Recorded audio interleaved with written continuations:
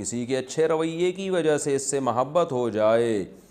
اور ہر وقت دل میں اس کا خیال آتا ہو مگر اس سے اظہار نہ کریں اور اللہ سے بھی یہ خیالات ختم ہونے کی دعا مانگیں، تو کیا پھر بھی اس محبت کا گناہ ہوگا یا نہیں؟ ایک خاتون،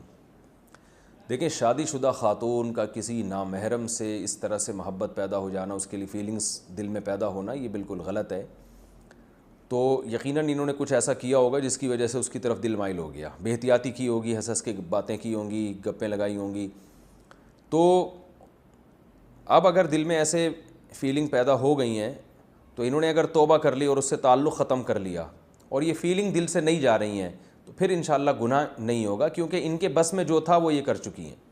کیونکہ انہوں نے اس سے تعلق بھی ختم کر دیا، اس کا نمبر بھی بلاک کر دیا اور اللہ سے دعا بھی مانگ رہی ہیں کہ میرے دل سے وہ نکال دے۔ تو انشاءاللہ اب اگر غیر اختیاری طور پر دل میں کوئی خیالات آتے ہیں اس کے بارے میں تو انشاءاللہ اس میں گناہ نہیں ہوگا، کیونکہ